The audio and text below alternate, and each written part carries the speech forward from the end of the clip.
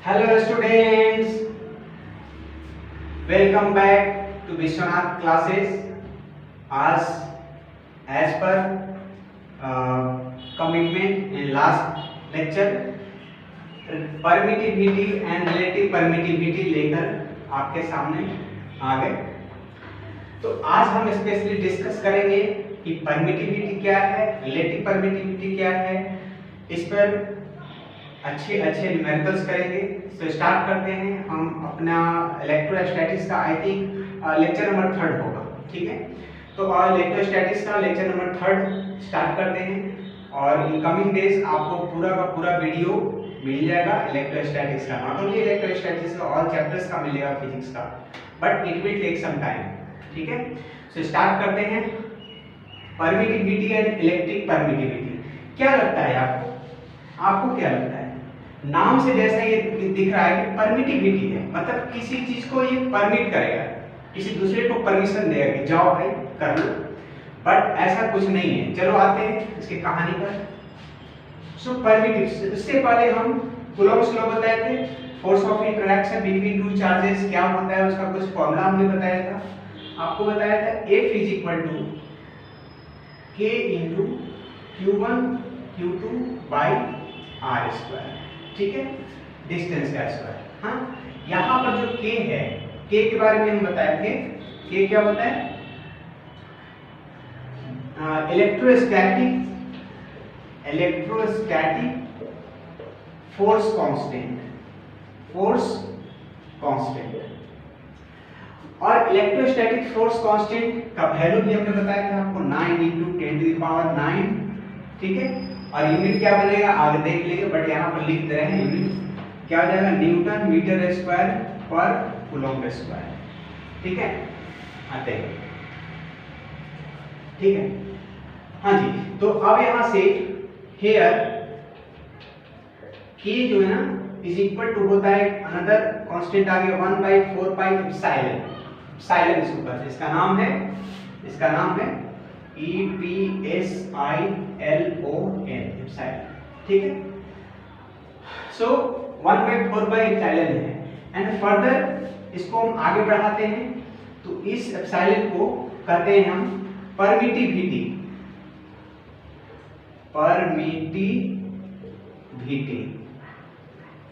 ठीक है, permittivity of medium. जिस मीडियम में दोनों चार्ज रखा हुआ है, जिस मीडियम में भी दोनों चार्ज के बीच फोर्स ऑफ इंटरेक्शन लग रहा है, उसका परमिटिविटी, ठीक है। सो ये आते हैं यहाँ पर।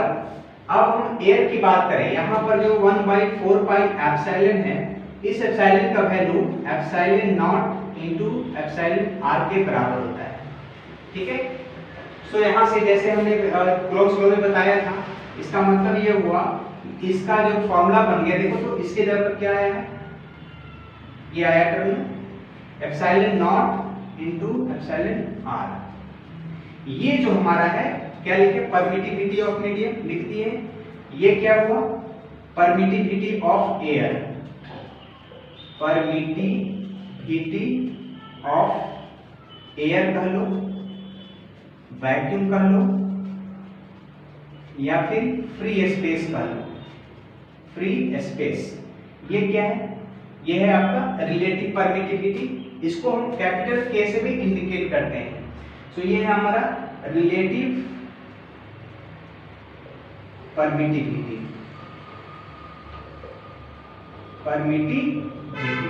इसको आइदर हम एप्सिलॉन R कहेंगे या फिर कैपिटल K से भी इसको इंडिकेट किया जाता है। इसका दूसरा उनके डाइलेक्ट्रिक कांस्टेंट भी हम लोग करते हैं, ठीक है। अब सवाल है कि डेफिनेशन क्या हो सकता है, कैसे डिफाइन करेंगे परमिटिविटी को, ठीक है। तो ये चीज तो हम आपको पहले प्रीवियस लेक्चर में बताए थे कि epsilon equal to epsilon naught into epsilon R, ठीक है। ये क्या है, मीडियम का परमिटिविटी है। हाँ, एक चीज और, परमिटिविटी का एक और नाम दिया गया, एक और नाम एब्सोल्यूट परमिटिविटी लिखेगा, एब्सोल्यूट परमिटिविटी। सो आप परमिटिविटी कहो या एब्सोल्यूट परमिटिविटी एक ही चीज है, एब्सोल्यूट परमिटिविटी एक ही चीज है। ये अलग नहीं है। सो एब्सोल्यूट अगर कहीं आपको नाम दिखे तो उसको कुछ अलग नहीं समझना है ना, दिख रहा है।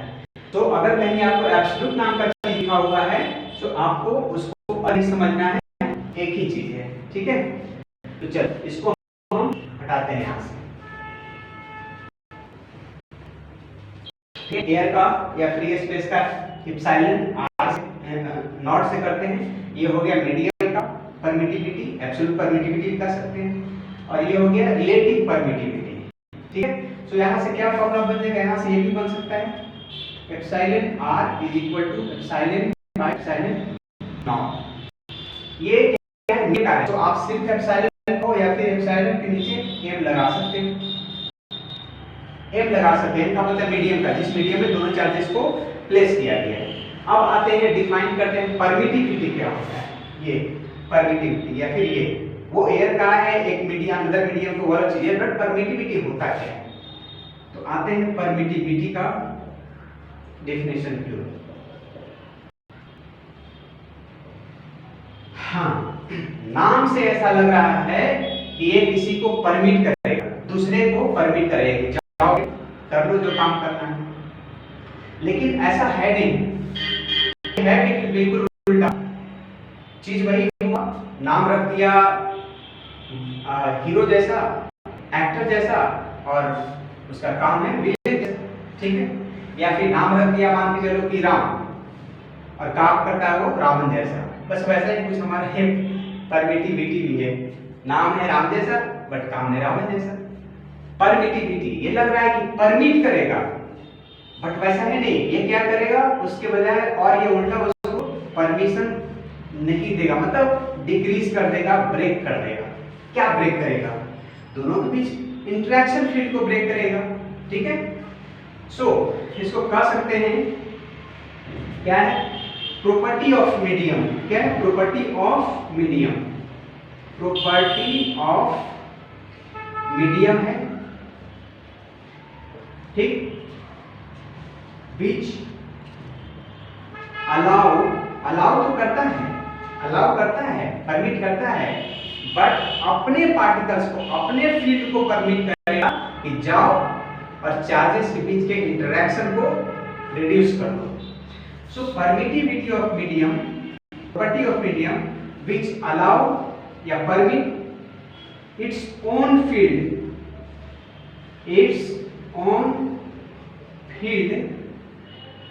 to decrease the interaction field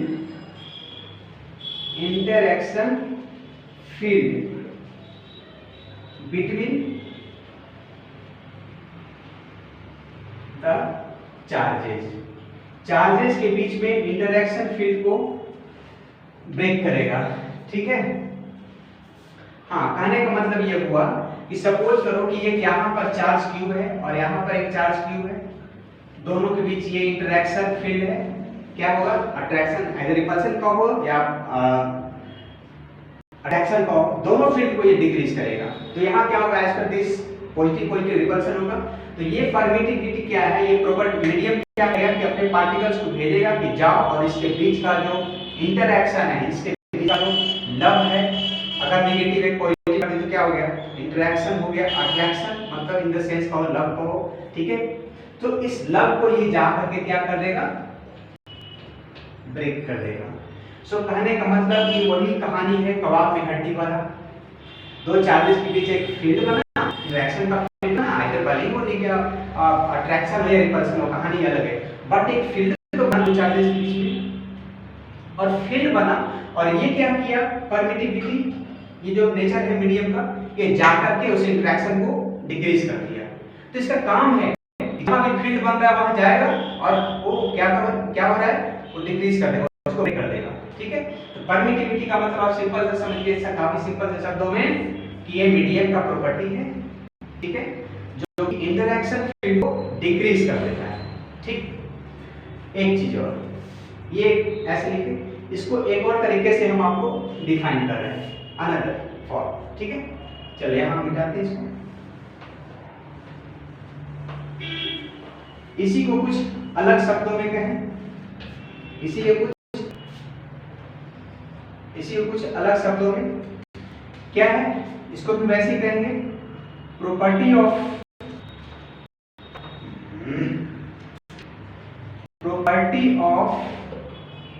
medium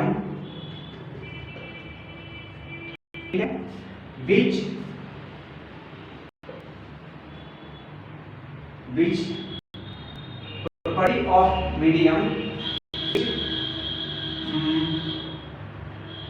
decrease the which कह सकते हैं property of medium which opposes या शॉर्ट में और कहें इसको opposition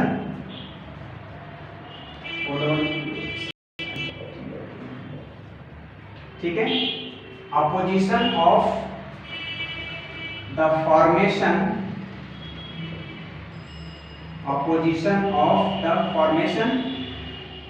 of an electric field, ऐसे भी कर सकते हैं इलेक्ट्रिक फील्ड। ये मेजर करता है अपोजिशन को, opposition of the formation of electric field, मतलब कह सकते हैं इट मेजर्स द opposition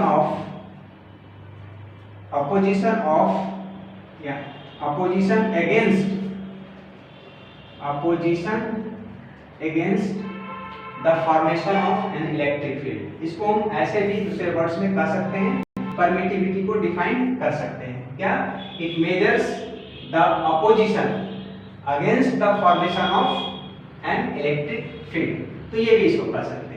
तो चलो परमिटिविटी का डेफिनेशन देख लिए, क्या करता है, किसको ये परमिट करता है, अपने फील्ड को परमिट करता है, ठीक है, या फिर का तो measure of opposition against the formation of electric, जहां इलेक्ट्रिक फील्ड बन रहा है, कैसे बनता है इलेक्ट्रिक फील्ड, चार्ज कहीं रख दिए तो आसपास में क्या इलेक्ट्रिक फील्ड बन गया, तो उस इलेक्ट्रिक फील्ड को वो जा करके उसका अपोज करेगा, ठीक है, तो उसी का मेजरमेंट ही परमिटिविटी है, ठीक है।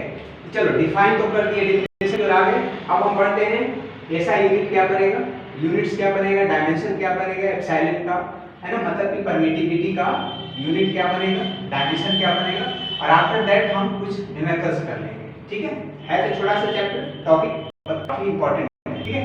सो आते हैं हम यूनिट्स की ओर।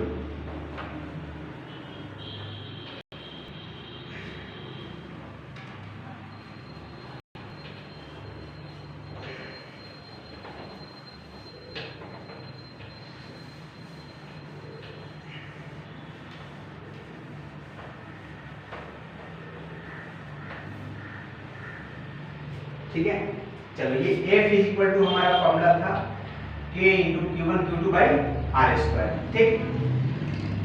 हाँ, अब इसी को हम लिखे थे K की जगह पर 1 बाई 4 पाई epsilon not into Q1 Q2 by R square. अगर ये एयर में है, फ्री स्पेस में या वैक्यूम में है, तो एप्सिलॉन नॉट यूज कर देंगे। अगर दूसरे मीडियम में है तो उस मीडियम का परमिटिविटी आएगा, जिस मीडियम का है, जिस मीडियम में चार्जेस को रखिए उस मीडियम का है परमिटिविटी लेना है, ठीक है। आते हैं तो अब यहाँ से ये इस पर ये एप्सिलॉन का फॉर्मूला क्या बन जाएगा, एप्सिलॉन को यहाँ भेज दो और F को यहाँ लेके चले जाओ, तो epsilon naught is equal to 1 बाई 4 pi into F Q1 Q2 by R square. अब इसी का सारे का हम यूनिट यहाँ पर पुट कर देते हैं, जितना भी टर्म्स इसमें दिख रहा है सारे का यूनिट पुट कर लो, 4 पाई का तो कोई यूनिट नहीं होना है, तो 1 बाई फोर्स का न्यूटन हो गया, 4 पाई का कोई यूनिट नहीं बनना है, R स्क्वायर मतलब डिस्टेंस है, डिस्टेंस का मीटर स्क्वायर और चार्ज का कूलॉम, तो कूलॉम स्क्वायर मतलब क्या हो गया, कूलॉम स्क्वायर पर न्यूटन पर मीटर स्क्वायर, ठीक है। और इसी का एक और नाम दिया गया है, कहीं कहीं ये भी देखने को मिलता है लिखा हुआ फैराड पर मीटर, ठीक है, कहीं कहीं ये भी देखने को मिलता है फैराड मतलब F/m ऐसे लिखा रहेगा, फैराड पर मीटर। तो ये हुआ हमारा ऐसा यूनिट ऑफ, हाँ दिख रहा है, ऐसा यूनिट ऑफ परमिटिविटी, ठीक है। परमिटिविटी का ये यूनिट गया, फैराड पर मीटर को वो जगह देखने को मिलेगा, या फिर आप ये कह लो कूलम्ब स्क्वायर पर न्यूटन मीटर स्क्वायर। ठीक है, डायमेंशन क्यों आते हैं? अरे भैया जब यूनिट बन गया तो डायमेंशन तो बन ही जाएगा ना। डायमेंशन सारे का डायमेंशन पुट करो यार। 1 पाई फोर्स का क्या होता है mlt-2 इनटू डिस्टेंस है, डिस्टेंस का क्या होता है metre, length l square, charge का क्या होता है q इक्वल क्या होता है I होता है। I का क्या है फंडामेंटल यूनिट है ना, ये बेसिक है, तो a से इंडिकेट करते हैं। और टाइम क्या है t, AT, तो AT into AT into AT। अब देखना से l का क्यूब हो जाएगा m इनवर्स l पर 3 और t पर -2 जो है -2 पर जाएगा तो पॉजिटिव 2 हो जाएगा, तो t पर टोटल पावर 4 हो गया और a बस। ठीक है, हाँ जी। तो डायमेंशन ऑफ एप्सिलॉन नॉट। ठीक है, अच्छा एप्सिलॉन नॉट का डायमेंशन ऑफ एप्सिलॉन नॉट को या कर लो एप्सिलॉन सिर्फ। मतलब देखो कंफ्यूजन के लिए कोई पूछ सकता है, ये हम एप्सिलॉन ज्यादातर बुक्स में या मैक्सिमम लोग बताते हैं एप्सिलॉन नॉट का डायमेंशन और यूनिट बताएंगे। एप्सिलॉन का क्या, जो मीडियम का किसी मीडियम अदर देन एयर है तो उसका भी तो यूनिट डायमेंशन वही रहेगा ना, आखिर वो भी तो परमिटिविटी है। वो अलग चीज है कि नॉट लगे तो एयर या वैक्यूम या फ्रीज का कल आया, और नॉट नहीं लगा हुआ है यहाँ पर m लिख दिया गया, मीडियम या कुछ नहीं लिखा हुआ है तो वो अनदर मीडियम का है अदर देन एयर वैक्यूम या फ्री स्पेस। तो इसका भी तो वही डायमेंशन होगा, सेम डायमेंशन होगा, यूनिट डायमेंशन सेम। तो एप्सिलॉन नॉट का यहाँ लिखते हैं यूनिट एंड डायमेंशन ऑफ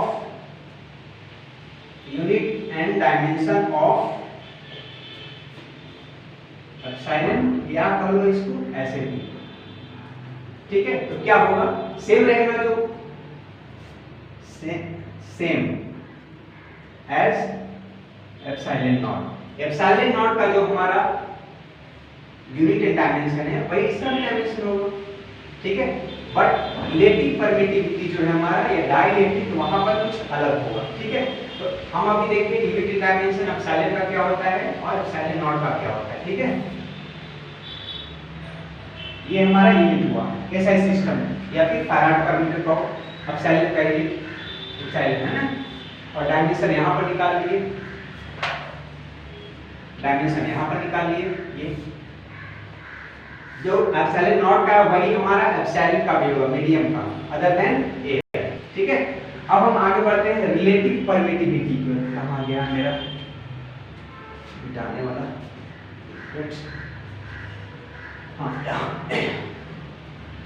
हाँ तो अब हम करने जा रहे हैं रिलेटिव परमिटिविटी का। क्या देखते हैं डायमेंशन और यूनिट क्या बनेगा।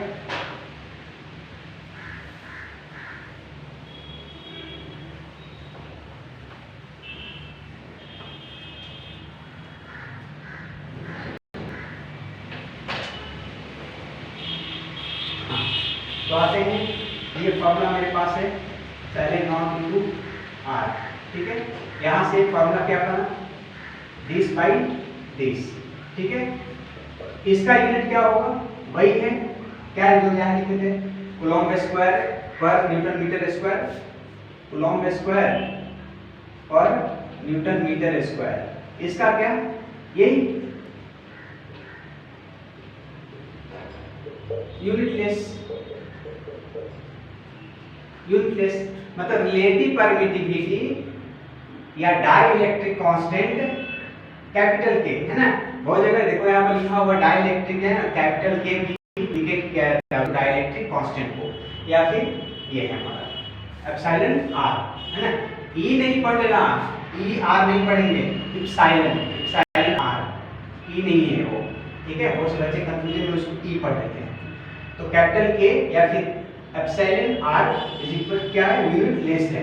तो यूनिट लेस है तो डायमेंशन क्या होगा, डायमेंशन भी खत्म, कहानी खत्म। जब यूनिट नहीं है तो डायमेंशन क्या होगा, तो ये भी डायमेंशन लेस। तो unit less and dimension less. ठीक, अब हमारा इस पर क्वेश्चंस कुछ आता है। चलो, तो ना ही यूनिट है और ना ही डायमेंशन है, लेकिन क्वेश्चन तो है, क्वेश्चन तो है।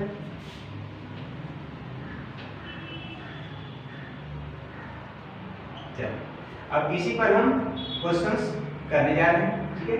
चलो, जैसे क्वेश्चन हमारा है ये कि relative permittivity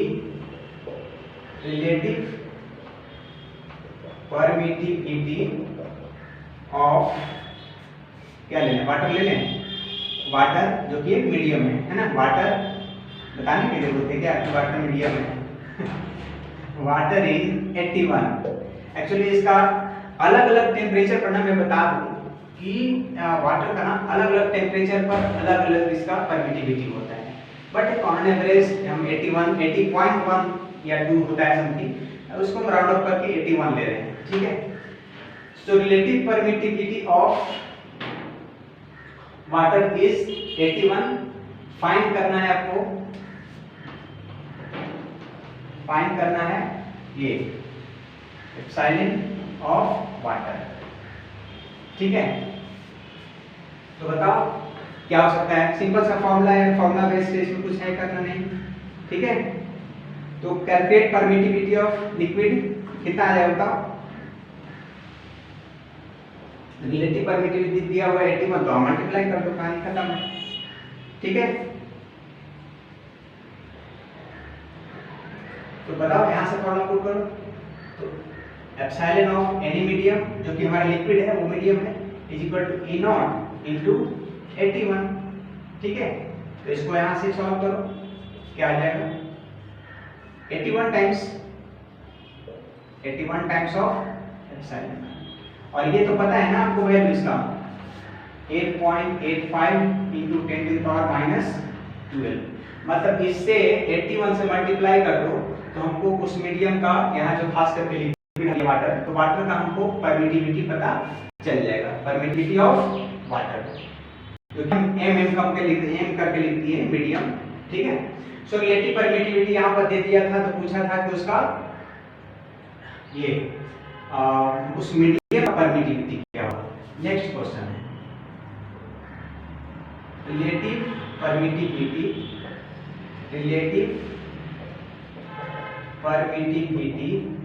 of a liquid is 8। Suppose कर 8 दिए, relative permittivity of a liquid is 8, find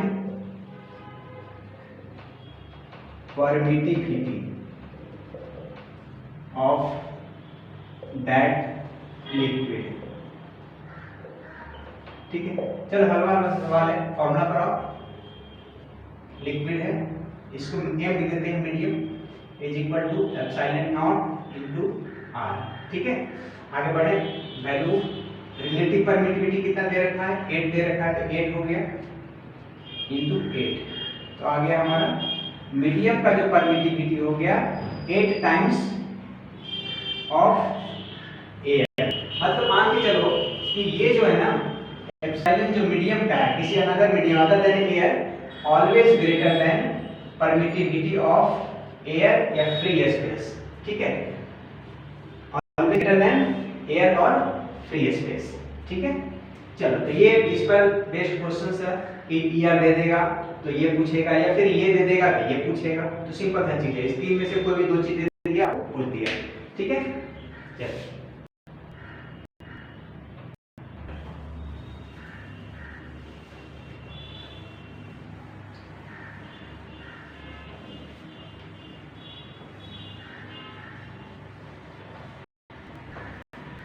हाँ एक चीज, अभी न्यूमेरिकल्स मैंने 2 न्यूमेरिकल्स कराया, न्यूमेरिकल्स कराने के पहले एक और चीज हम बताना आपको मिस कर गए, ठीक है।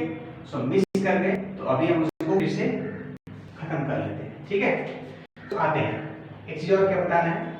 चलो, ये हम जानते हैं epsilon R is equal to क्या होता है, मीडियम का परमिटिविटी बाई एयर का परमिटिविटी, ठीक है। चलो, यहाँ पर देखो 2 चार्जेस, इसके पहले एक और थोड़ा सा थ्योरी पार्ट पढ़ना था, उसके बाद में डिस्कस करवाना था, बट अभी याद आया, चलो कोई बात नहीं। ठीक है, मान लो दो चार्जेस रखा होगा एयर में, कहाँ पर है ये, एयर में है, r डिस्टेंस पर है, ठीक है। तो बताओ यहाँ से हम लिख सकते हैं ना, इसके बीच का जो F नॉट मान रहे हैं, एयर में जो रिफ्रैक्शन फोर्स है ना, तो इसको मान कितना लिखेंगे, k या फिर 1/4 pi epsilon naught into q1 q2 by r square, ठीक है। ये फर्स्ट इक्वेशन मान लेते हैं, ये एयर में, ठीक। अब इसी सिस्टम को हम किसी मीडियम में लेकर जाएंगे, ठीक है। तो अब हम इसी सिस्टम को सेम डिस्टेंस रखते हुए हम किसमें, लिक्विड में लेके चले गए, किसी लिक्विड में लेके चले गए। इसी सिस्टम का चार्ज चेंज नहीं करना है और ना ही डिस्टेंस चेंज करना है, चेंज करने पर बहुत बड़ा लफड़ा हो जाएगा, ठीक है। तो सेम सेपरेशन पर रखे हैं और लिक्विड में उसी दोनों चार्जेस को, तो यहाँ पर जो हमको, और वो लिक्विड क्या है, मीडियम है, इसलिए m लेकर के चलते हैं। तो यहाँ पर जो फॉर्मूला क्या बनेगा, 1/4 पाई। अब हम ये मीडियम है तो इस मीडियम का यहाँ पर परमिटिविटी है, यहाँ एयर का परमिटिविटी जो कि नॉट से हम लोग एक्सप्रेस करते हैं, अब यहाँ अदर मीडियम है तो उस मीडियम का परमिटिविटी आएगा, मतलब यहाँ पर परमिटिविटी ऑफ मीडियम लगा सकते हैं इनटू, ये तो सेम रहेगा q1 q2 by r square, ये हमारा हुआ सेकेंड। अब आते हैं, दोनों को डिवाइड कर लो जरा, फर्स्ट बाई सेकेंड कर दो, first by second, f not by fm is equal to बनेगा दिस बाई दिस। तो चलो डिवाइड करके देख लो, 1/4 pi epsilon naught into q1 q2 by r square divide this. अब एकदम बच्चा जैसा लिख रहे हैं, डिवाइड करके, डिवाइड का साइन डाल के कर रहे हैं, है ना बच्चा लोग, हैं। तो क्या होगा, डिवाइड के ये वाला लिखना है, तो डिवाइड साइन जब मल्टीप्लाई होगा तो क्या होगा, ये उल्टा हो जाएगा, तो हम डायरेक्ट उल्टा करके लिखते हैं, इसको ऊपर और ये वाला नीचे। तो 4 pi epsilon m into r square by q1 into q1 q2 से q1 q2 खत्म, 4 पाई से 4 पाई खत्म, r स्क्वायर से r स्क्वायर खत्म, क्या बचा, कुछ नहीं, कुछ तो बचा होगा,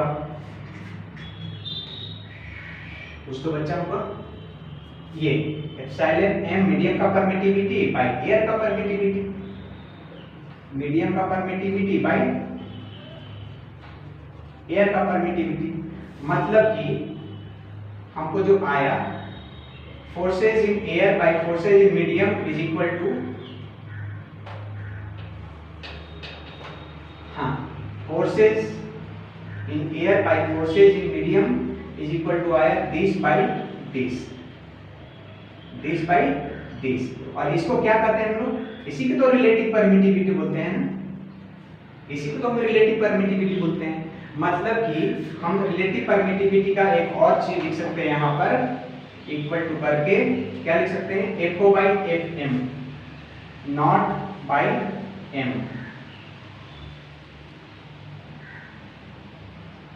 ठीक है। तो देख लो, तो कहने का मतलब हुआ मेरा कि डाई इलेक्ट्रिक कांस्टेंट को दो तरह से डिफाइन कर सकते हैं, एक तो कह सकते हैं कि ratio of permittivity of medium to the permittivity of air या फ्री स्पेस या पहला, दूसरा क्या कर सकते हैं, रेशियो ऑफ रिलेटिव परमिटिविटी, क्या ratio of the force of interaction between two charges when placed in air to the air vacuum free space to the force of interaction between the same charges kept at same distance, है ना, when placed in any medium other than air।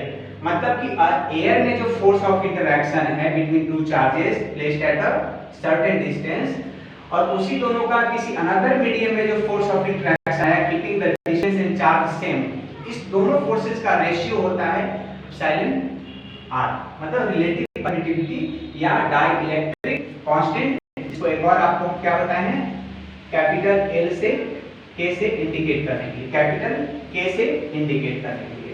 तो dielectric constant permittivity हमारा ये दो formula दिए आपको, एक permittivity के टर्म में और एक फोर्सेस के टर्म में, है ना, between air vacuum free space and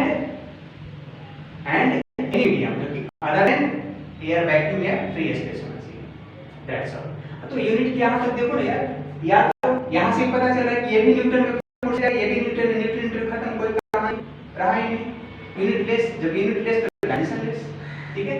या फिर इसे भी कर सकते हो, है ना, कूलॉम स्क्वायर पर न्यूटन मीटर स्क्वायर, ये भी कूलॉम स्क्वायर पर न्यूटन मीटर स्क्वायर, तो खत्म कहानी, बचा ही नहीं। चलो, तो यही चीज हमको बताना था, यही चीज, ठीक है।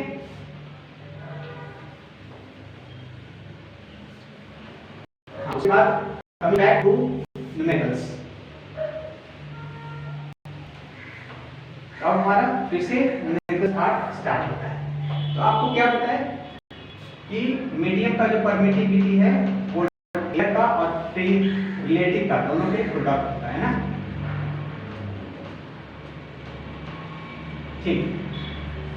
तो इससे रिलेटेड आपको हम दो न्यूमेरिकल्स करवाए कि ईआर दे देगा, रिलेटिव परमिटिविटी दे देगा, तो पूछेगा कि मीडियम का परमिटिविटी कितना है, तो कुछ नहीं है, एप्सिलॉन नॉट का जो वैल्यू होता है 8.85 × 10⁻12 उसे इनटू कर देंगे तो निकल जाएगा, हमको उस मीडियम का परमिटिविटी निकल जाएगा, ठीक है। नेक्स्ट, अब कुछ क्वेश्चंस सोचने को मजबूर करने वाला क्वेश्चन, ठीक है। चलो देखो, दो चार्जेस है, मान लो एक चार्ज यहाँ और एक चार्ज यहाँ, ये एयर में प्लेस है, कहां पर, एयर में प्लेस किया गया, ठीक है। नाउ, और यहाँ पर जो फोर्स ऑफ इंटरैक्शन है, इसके बीच में फोर्स ऑफ इंटरैक्शन है, उसको F0 से इंडिकेट किया गया, और these two charges are separated at a distance, suppose कर लो r ले लिया, r डिस्टेंस पर सेपरेट किया हुआ, तो फॉर्मूला क्या बताओगे, बोलो 1/4 पाई silent not into q1 q2 by r square, ठीक है। चलो, अब इसी दोनों सिस्टम को आधा डिस्टेंस कर देंगे, हाफ डिस्टेंस पर हम किसी लिक्विड में लेके चले गए, किसी लिक्विड में लेके चले गए, अनदर मीडियम में, मतलब अदर देन एयर, कोई मीडियम एक ले लिए, सपोज करो हम लिक्विड ले रहे हैं, और डिस्टेंस को हाफ कर दिए, डिस्टेंस को हाफ कर दिए, ठीक है। फर्स्ट हम दो चार्जेस को at a certain distance air में रखे और फोर्स कितना लगा, ये। आफ्टर दैट उसी दोनों चार्जेस को किसी अनदर मीडियम में लेके, जो कि एक लिक्विड है, और डिस्टेंस को आधा कर दिए, तो ये देखा गया यहाँ पर कि जो Fm है, वो मीडियम का जो फोर्स है वो जस्ट हाफ हो गया है। कितना देखा गया कि ये फोर्सेस एयर में जितना था उसका हाफ हो गया है, ठीक है। सो आपको फाइंड करना है permittivity, relative permittivity of that liquid, या dielectric constant of that liquid आपको बताना है, ठीक है। तो यहाँ पर पहला एयर में दे दिया गया, फोर्स ये लगा, दूसरा कि जब उसको हम लिक्विड डीप किए हैं हाफ डिस्टेंस पर, तो ये ऑब्जर्वेशन दिया गया है कि फोर्सेस भी हाफ हो गया है, ऐसा दे दिया गया है कि फोर्सेस यहाँ पर आधा हो गया as compare to air, free space, vacuum. तो आपको बताना है कि लिक्विड का रिलेटिव परमिटिविटी कितना होगा। चलो आते हैं सॉल्यूशन। चलो यहाँ पर जब फॉर्मूला लिखो, तो जब एयर में था ये फॉर्मूला, जब किसी मीडियम में गए तो यहाँ एप्सिलॉन जो नॉट है वहाँ m सिर्फ लिखा है, बस यही तो फर्क पड़ेगा ना, तो लिखो 1/4 पाई मीडियम का permittivity into q1 q2 by r square, distance है कितना है, हाफ कर दिया गया है, सो ये r/2 का स्क्वायर हो गया, ठीक है, यही होगा ना। सो अब इसको हम डिवाइड करते हैं, फर्स्ट बाई सेकंड कर लो, तो अब हम फर्स्ट बाई सेकंड करने जा रहे हैं, तो FO by FM, FO by FM के जगह क्या लिख देते हैं, ये लिख देते हैं, हाफ जो फोर्सेस बोला है, हाफ हो गया forces, is equal to this by this, तो करो 1/4 पाई ये into q1 q2 by r square into, इसको उल्टा करके लिखते हैं, इसको उल्टा करके लिखते हैं, सो क्या होगा, इसको और थोड़ा सॉल्व कर दो, r/2 का स्क्वायर करोगे क्या होगा, r स्क्वायर बाई 4, और ये 4 कहां चला जाएगा, ऊपर में, थोड़ा सा और इसको हम यहीं पर लिख दे रहे हैं कैलकुलेशन करके, ये r स्क्वायर यहां रह गया और 4 ऊपर चला गया, ठीक है, ठीक है। सो अब इसको उल्टा करके यहाँ लिखो 4 पाई मीडियम का permittivity into R square by 4 Q1 Q2। Q1 Q2 से Q1 Q2 खत्म, 4 पाई से 4 पाई खत्म, बच गया हमारा आर स्क्वायर से आर स्क्वायर खत्म। क्या बच गया देख लो, मीडियम का परमिटिविटी बाई 4 और यहाँ पर एयर का परमिटिविटी और यहाँ बच गया 4। देख लो सही है। फर्स्ट दिस बाई दिस किए, F0 बाई 2 ऊपर चला गया, दिस बाई दिस किए, यहाँ पर जो r बाई 2 का स्क्वायर था r स्क्वायर बाई 4 जो होता हम उल्टा करके 4 ऊपर कर दिया, r स्क्वायर नीचे कर दिया, सो दैट हमको यहाँ पर कैलकुलेशन में आसानी पड़े। और डिवीजन करना है दिस बाई दिस, तो दिस पहले लिख दिए और इसको उल्टा करके हम यहाँ ले लिए डायरेक्ट 4 पाई मीडियम का इंटू r स्क्वायर बाई 4 इतना आ गया। ठीक है, अब यहाँ से ये खत्म, क्या बच गया 2 इज इक्वल टू यहाँ पर मीडियम का परमिटिविटी बाई एयर या फ्री स्पेस का परमिटिविटी इनटू 4, यही बचा ना। ठीक है, बिल्कुल सही। आगे बढ़ते हैं। अब ये मीडियम का परमिटिविटी बाई एयर का परमिटिविटी, इसको क्या कहते हैं, रिलेटिव परमिटिविटी कहते हैं या इलेक्ट्रिक कांस्टेंट, इसको इलेक्ट्रिक कांस्टेंट कहते हैं। तो मतलब हो गया कि 2 इज इक्वल टू, ये हो गया हमारा मीडियम का डाइलेक्ट्रिक कांस्टेंट या रिलेटिव परमिटिविटी। ठीक है, सो 4 को यहां से इधर भेज देते हैं, है ना, तो कितना आ जाएगा बोलो बाई 4। चलो यहाँ 4 लिख दिया, अब यहाँ से क्रॉस मल्टीप्लाई करके निकाल दो, तो रिलेटिव परमिटिविटी हमारा निकल गया 8। ठीक है, यही हमारा आंसर दिख रहा है नीचे। सो करना कुछ नहीं था, दोनों मीडियम में अलग अलग जो भी हमको कैलकुलेशन फोर्सेस का करना था कर दिए, है ना, दोनों को डिवाइड कर दिए। डिवाइड करने से हमको मीडियम का परमिटिविटी बाई एयर का परमिटिविटी मिला, और यही तो हमारा डाइलेक्ट्रिक है ना या रिलेटिव परमिटिविटी है, यही तो पता करना था। ठीक है, तो इस तरह से सिंपल वे में हम इसको सॉल्व करेंगे 8 टाइम्स, और 8 टाइम्स नहीं 8 आया। ठीक है, तो चलो ये तो हो गया हमारा क्वेश्चन समझ में आया। पहले क्या था, 2 चार्जेस को एयर में रखते थे एट सर्टेन डिस्टेंस, उसी सिस्टम को हाफ डिस्टेंस लेकर के हम किसी अनदर लिक्विड में रख दिए, और ये पाया गया कि फोर्सेस पहले से आधा हो गया है। तो आपको बताना है कि वो कौन सा लिक्विड है, उस लिक्विड का परमिटिविटी क्या है, रिलेटिव परमिटिविटी क्या है, दैट्स ऑल। ठीक है,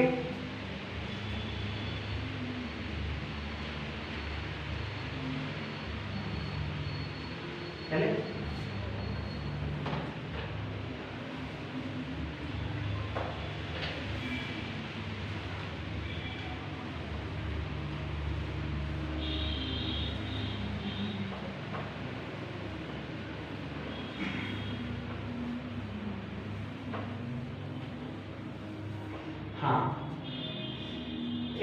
एक ऐसी बस ऑब्जेक्टिव टाइप का क्वेश्चंस पूछ रहे हैं। ठीक है, 2 चार्जेस हैं, एक क्यूब, ठीक है, एयर में, कहां पर है, एयर में, और इसके बीच का डिस्टेंस r है ना, क्या है बीच में, एयर है, बीच में 2 चार्ज के बीच में एयर है। ठीक है, हाँ, तो चलो यहाँ फॉर्मूला तो जानते हो, F0 is equal to 1/4 pi naught into Q1 Q2 by r square.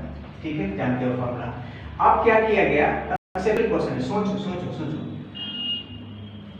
क्या है कि अगर इसके बीच में ये r को हटाते हैं, इसके बीच में एक प्लास्टिक शीट ला के रख देते हैं। ये क्या है, प्लास्टिक शीट। ठीक है, प्लास्टिक शीट है ये रखा होगा इसके बीच में, दोनों चार्जेस के बीच में पहले एयर था, उसके बाद एक प्लास्टिक शीट को लाकर बीच में रख दिए, कोई चीज रख दी मान लीजिए। ठीक है, तो बताना है कि इन दैट केस जो फोर्सेस होगा, फोर्स ऑफ इंटरेक्शन क्या होगा, घटेगा, फील्ड घटेगा इसका ना। ठीक है, फील्ड घटेगा, तो हमको बताना है कि रिलेटिव परमिटिविटी में क्या फर्क पड़ेगा, रिलेटिव परमिटिविटी में क्या फर्क पड़ेगा। ठीक है, तो will the relative permittivity या फिर dielectric constant relative relative permittivity, सोचो। हाँ बताओ, तो यहाँ पर एफ नॉट है, ये वैल्यू एफ नॉट का है। अब जब इसको हम बीच में प्लास्टिक शीट डाल दिए हैं तो क्या हुआ, इसके बीच का जो फील्ड है ना, वो उखड़ गया, फील्ड क्या हुआ, डिक्रीज कर गया। ये जो फील्ड है वो क्या हुआ, डिक्रीज कर जाएगा।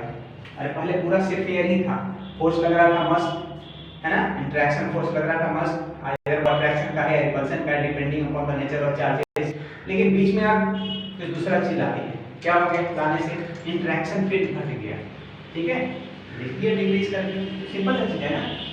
हाँ, तो पहले जो था जितना लग रहा था उससे अब कम गया, मतलब पहले मान लो कि 100 था, अभी मान लो कि 80 हो गया इंटरेक्शन फील्ड, ठीक, एयर में, अभी एयर नहीं, आसपास तो एयर है ना, ठीक। हाँ, तो इंटरेक्शन फील्ड क्या हो जाएगा, डिक्रीज कर जाएगा। तो यही इसमें पूछना था आपसे कि ये जो है इंटरेक्शन का फील्ड क्या होगा, डिक्रीज करेगा या फिर इंक्रीज करेगा। चलो बताओ, फील्ड ए डिक्रीज कर गया, तो यहाँ पर ये जो फील्ड है ना हमारा, ये वाला एफ नॉट पहले जितना था उस वैल्यू से अभी कम जाएगा, बिकॉज के बीच में कोई अनदर चीज ला करके हम डाल दिए, ठीक है। चलो, एक ऐसे कंसेप्चुअल क्वेश्चन था, कुछ क्वेश्चन नहीं है ये खास, ठीक।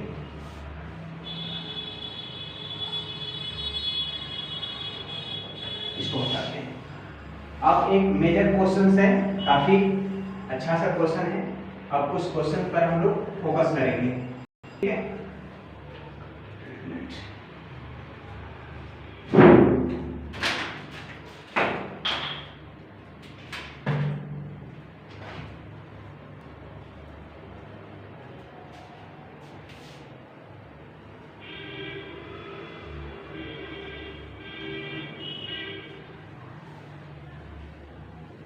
कुछ अच्छा सा क्वेश्चन लेते हैं और उस क्वेश्चन को देखते हैं क्या होता है इस क्वेश्चन में।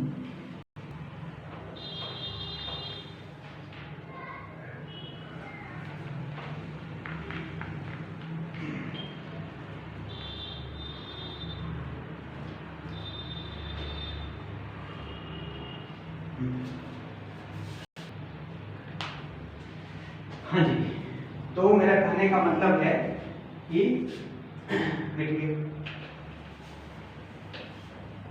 हाँ, तो कहने का मतलब है कि टू आइडेंटिकल क्वेश्चन लिख दें क्या, या चलो फिगर समझ लो इस क्वेश्चन का क्या कहना है, फिगर समझ लो क्वेश्चन का क्या कहना है। एक कोई रिजिड सपोर्ट है, इससे दो आइडेंटिकल मेटालिक बॉल्स है ना, जिस पर सेम चार्जेस है, ठीक है, सेम चार्जेस Q और यहाँ भी Q, दो चार्जेस यहाँ पर लगा हुआ है स्ट्रिप से, एंड मेकिंग एन एंगल, कुछ भी एंगल दे दिया गया, मान लो थीटा दे दिया, यहाँ पर मान लो एंगल 60 डिग्री है, 60 डिग्री, क्या 60 का आ जाएगा 30 ना, चलो हम दे देते हैं 75 डिग्री।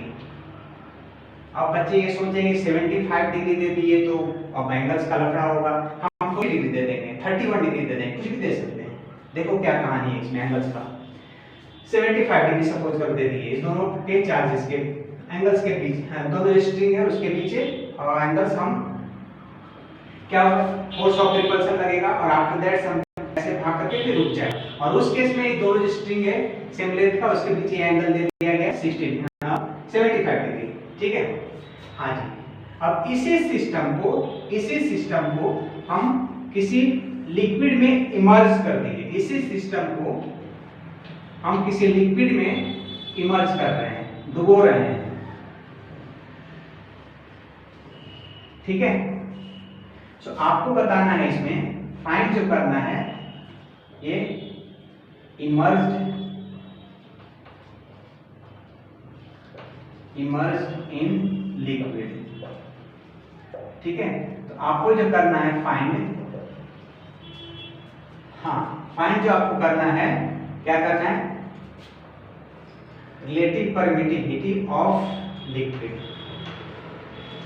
इस लिक्विड का जिसमें हम इमर्ज किए हैं क्या है, लिक्विड मान लेते हैं इसे,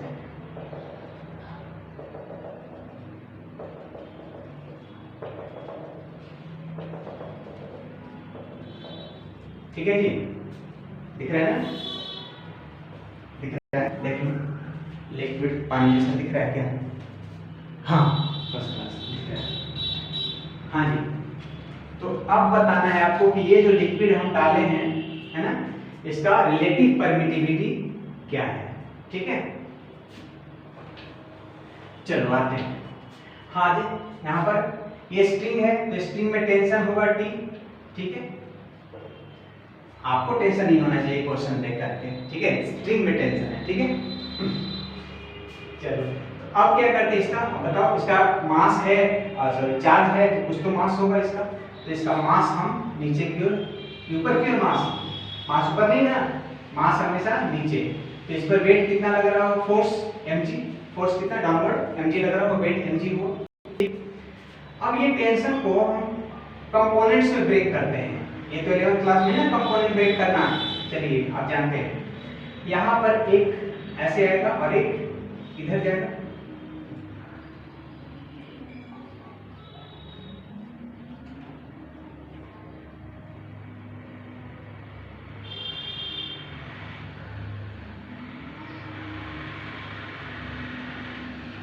ठीक है, ठीक फर्स्ट क्लास। हाँ जी, तो टेंशन, अब बताओ ये 75 डिग्री है, हम यहाँ पर क्या कर रहे हैं, नॉर्मल ड्रॉ कर दे रहे हैं, नॉर्मल। क्या किए, यहाँ पर हम ऐसे सीधा एक लाइन खींच दिए, बाइसेक्ट कर दिए एंगल को, पाने का मतलब, तो ये कितना होगा, हाफ हो जाएगा, है ना। 75 के कितना, 37.5, तो ये ईच एंगल 37.5, ठीक है डिग्री।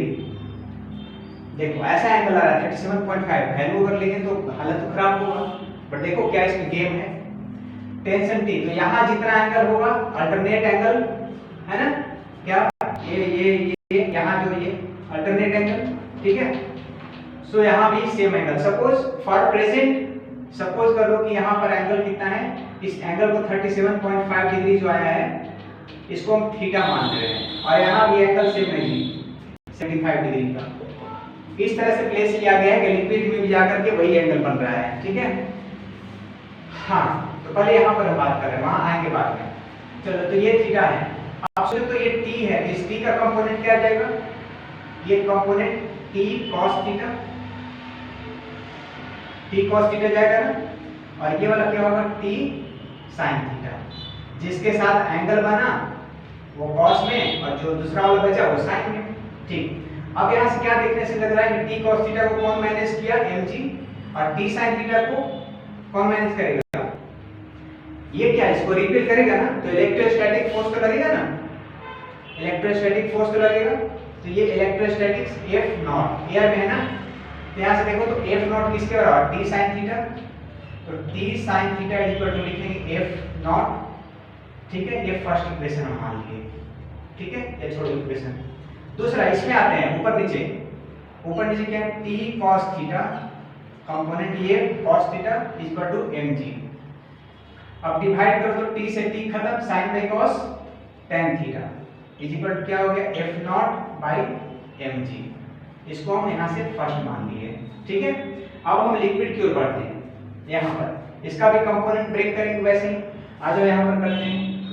तो यहाँ पर ये ऐसे कर दो, एंगल इधर वाला 37.5 डिग्री जिसको हम थीटा मान के चल रहे हैं। ठीक है, तो यहाँ पर कंपोनेंट ब्रेक करो, यहाँ भी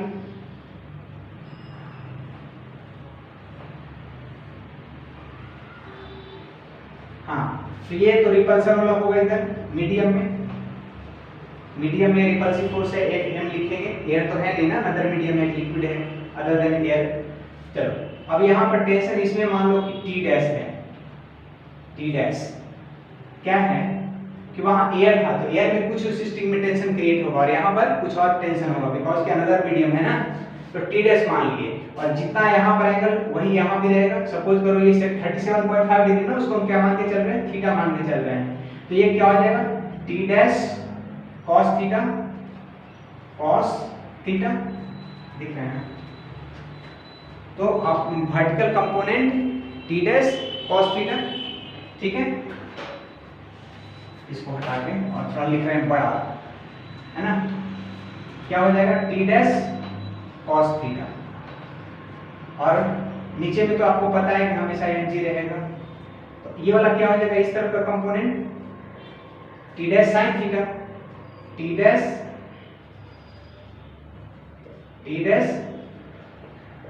sin थीटा, ठीक है। और इस तरफ नीचे mg। अब यहाँ पर सोचो आप पढ़े हो कैरेक्टरेशन में, ये इमर्ज किया गया है ना, तो इमर्ज किया गया है तो क्या लॉ ऑफ रोटेशन तो पढ़े हो ना उसमें आर्किमिडीज का, कि जैसे ही इमर्ज करते हैं किसी भी ऑब्जेक्ट को फुली या पार्शियली तो उस पर एक ऊपर के फोर्स लगता है, अपथ्रस्ट उसको कहते हैं अपथ्रस्ट। तो कितना अपथ्रस्ट इसको लग रहा है, तो जो भी अपथ्रस्ट लग रहा हो इसको हम फॉर प्रेजेंट यहाँ पर मान ले रहे हैं, जो अपथ्रस्ट लग रहा है वो u है। मान लीजिए उस ब्लॉक पर जो ऊपर के फोर्स लगा वो u है, ठीक है। अब यहाँ पर ये चीज करते हैं, कौन किसके बराबर है, t dash sin theta medium में जो फोर्स लग रहा है उसके बराबर, और यहाँ पर अब देखो यहाँ ऊपर में दो फोर्सेस हो गया, एक t डैश cos थीटा और एक अपथ्रस्ट, ये दोनों का सम होगा upward force which is balanced by mg। तो आते हैं यहाँ पर t dash cos theta plus upthrust equal to mg, clear. अब यहाँ से t dash cos theta is equal to लिख सकते हैं mg माइनस u, ठीक है। सो अब दिस डिवाइडेड बाय दिस करो, तो t डैश से t डैश कैंसिल हो जाएगा, t डैश से t dash cancel, sin by cos tan theta, तो यहाँ से बन जाएगा हमारा tan theta is equal to fm medium में जो फोर्स लगा लिक्विड में by this mg minus upthrust, ठीक है। अब यहाँ पर आते हैं और f नॉट बाय मास को क्या लिखते हैं हम लोग, डेंसिटी इनटू वॉल्यूम। ये दे रखा है, एक चीज और दे रखा है, फाइंड क्या करना है आपको क्लियर पता होगा, इसको हटाते हैं यहाँ से। हाँ, दे रखा है आपको जो स्फीयर है, स्फीयर उसका जो डेंसिटी है, डेंसिटी ये जो है ना डेंसिटी स्फीयर का जो बॉल रखा हुआ है ना, जिस पर चार्ज q है, तो इसका डेंसिटी दे रखा है आपको 1.5 ग्राम पर सीसी क्यूबिक सेंटीमीटर, और वॉल्यूम जो दिया है ना, वॉल्यूम जो दे रखा है, कितना वॉल्यूम दे रखा है, वॉल्यूम कुछ भी दे रखा है, मान लो कि 20 cm³ cc, ठीक है। और स्फीयर का हो गया पहला। दूसरा लिक्विड का तो डेंसिटी सब देगा ना, तो लिक्विड का जो दे रखा है वो डेंसिटी मान लेते हैं इसका रो है, और लिक्विड का डेंसिटी 0.5, तो ऐसा लिक्विड में इसको इमर्ज किया गया है जिसका डेंसिटी 0.5 ग्राम पर cm³ है, ठीक है। और बस नहीं चाहिए, तो आज यहाँ देखो जी जो हमारा मास आया है, मास तो दिया नहीं है, डेंसिटी और ये वॉल्यूम ये सब दिया है, तो हम इस मास को डेंसिटी और वॉल्यूम में लेके चले जाते हैं, बिकॉज़ हम जानते हैं formula mass equal density into volume. तो इस m को हम लिख देते हैं डेंसिटी किसका, स्फीयर का वो बॉल जिस पर चार्ज q है कितना। अभी हम वैल्यू भी नहीं ले रहे हैं, अभी हम सिंबल्स में चलते हैं, लास्ट में अपन वैल्यू पुट कर लेगा, ठीक है। तो ये डेंसिटी इनटू वॉल्यूम, ठीक है, I इनटू g, ठीक है। यहां पर आते हैं इज इक्वल टू अपथ्रस्ट कैसे निकलता है, रो भी जी पता है ना आपको, जब किसी चीज को हम लिक्विड में डुबोते हैं तो उस पर अपथ्रस्ट कैसे लगता है, रो भी जी। कहने का मतलब हुआ कि जिस लिक्विड में हम इमर्ज किए हैं उसका डेंसिटी लेंगे, नहीं तो बच्चा क्या कर देगा ना कि ये जो बॉल है स्फीयर जो है जिसको इमर्ज किया उसका डेंसिटी यहाँ सिग्मा कर देगा, है ना, सिग्मा Vg लिख देगा। नहीं, जिस लिक्विड में हमने इमर्ज किया ना उसका डेंसिटी वो होता है अपथ्रस्ट निकालेंगे, ना कि वो बॉल जिसको इमर्ज कर रहे हैं, ठीक है। सो इसका हम कितना माने लिक्विड का रो, ये नहीं इस्तेमाल करना है आपको, ये सिग्मा वाला नहीं इस्तेमाल करना है आपको, स्फीयर वाला नहीं, लिक्विड का आपको इस्तेमाल करना है जिस लिक्विड में हम इमर्ज कर रहे हैं to find out the upthrust, ठीक है, एक्टिंग ऑन बॉल या ऑब्जेक्ट है जो भी है, जिसको भी आप इमर्ज कर रहे हो, किसी आदमी को इमर्ज कर रहे हो, किसको कर रहे हो, ठीक है। हाँ जी, तो हम आते हैं, ये फॉर्मूला लिख देते हैं, क्या बन गया बोलो, Fm बाय Fm मतलब Fm रेडियो नहीं, फोर्सेस इन मीडियम जो कि लिक्विड में इमर्ज किए हैं, mg।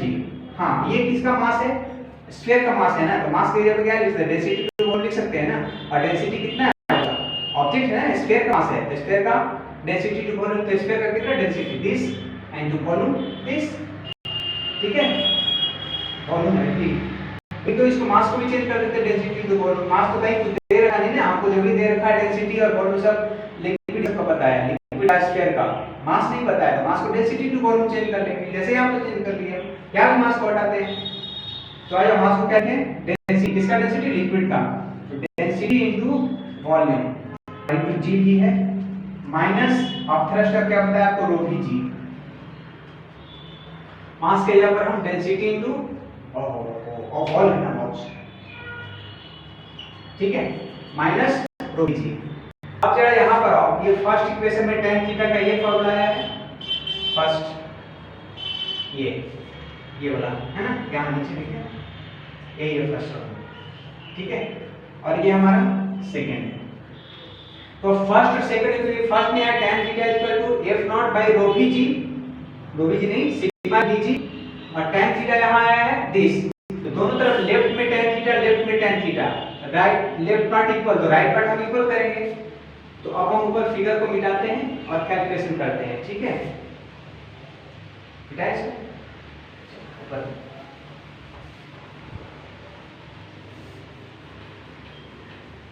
अब फिगर का काम नहीं है, चलिए हम मिटा दें।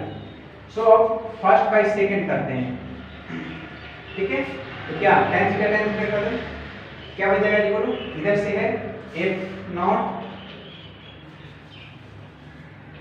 First is equal to second करते हैं, ठीक है, f not by sigma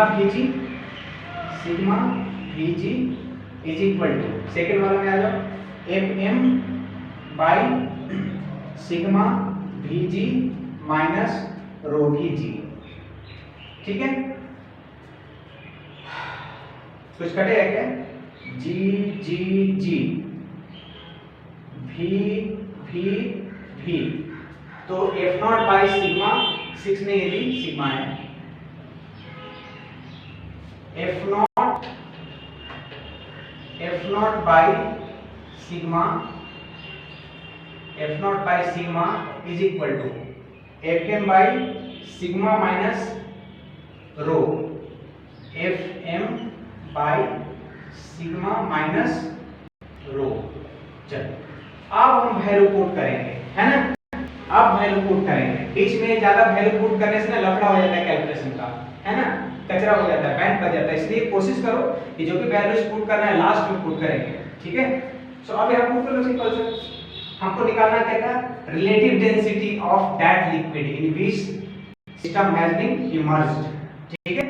so आ जाओ, मतलब FO बाय FM है ना, FO बाय FM निकालना था, तो यहां से कर लो FO by FM, therefore FO by FM is equal to क्या बन जाएगा, यहां से यहां कर लो sigma by sigma minus rho, तो कितना दे रखा है सिग्मा, वो बॉल जो स्फीयर है जिस पर चार्ज क्यूब था उसका डेंसिटी दे रखा था 1.5 divided by 1.5 minus density of liquid 0.5